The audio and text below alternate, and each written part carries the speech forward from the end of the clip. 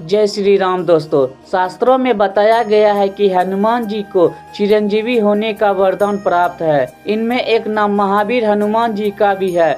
भगवान प्रभु श्री राम से वरदान पाने के बाद हनुमान जी अमर हो गए। तुलसीदास ने कलयुग में हनुमान जी की मौजूदगी का उल्लेख किया गया है और बताया गया है कि हनुमान जी की कृपा से ही उन्हें राम लक्ष्मण जी के दर्शन प्राप्त हुए।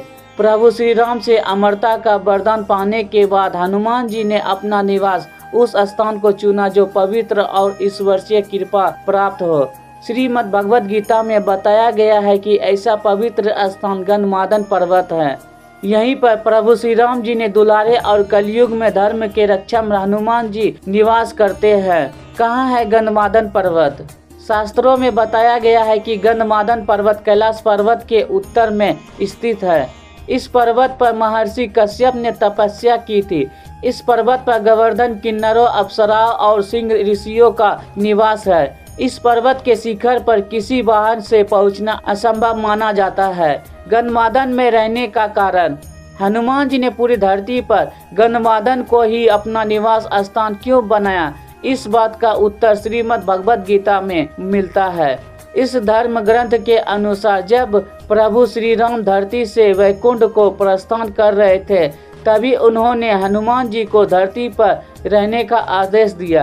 प्रभु श्री राम की इच्छा अनुसार हनुमान जी ने ईश्वरीय शक्ति से युक्त गंधमादन को अपना निवास स्थल चुना। हनुमान जी को नहीं हटा पाए थे भीम। अपने अज्ञातवास के दौरान पांडव हिमवत पार करके गंधमादन पर्वत के पास पहुँचे थे। भीम सहस्त्र दल कमल होने के लिए इस पर्वत आए थे। वहां उन्होंने हनुमान जी को लेटा देखा। भीम ने हनुमान जी को हटने को कहा। हनुमान जी नहीं हटे। उन्होंने भीम से उनका पैर हटाकर जाने को कहा। शक्तिशाली होने के बावजूद भीम ने हनुमान जी को नहीं हटा सके। इस प्रकार उनका घमंड चूर चूर हो गया। जड़ी बूटियों की सुगंध से पड़ा नाम गंधमादन। गंधमादन पर्वत के नामकरण की कथा भी रोचक है।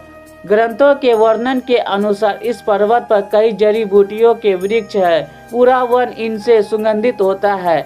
इसी कारण पर्वत का नाम गंधमादन पड़ा। सेमुरु पर्वत की चारों दिशाओं में इन्हें गजदन पर्वत के नाम से भी जाना जाता है।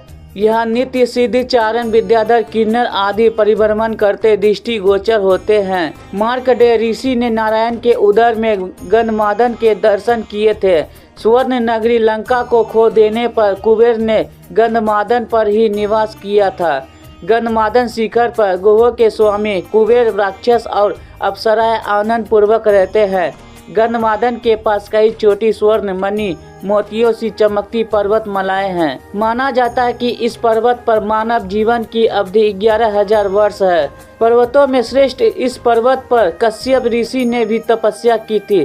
गंधमादन पर्वत के शिखर पर किसी भी वाहन से नहीं पहुंचा जा सकता।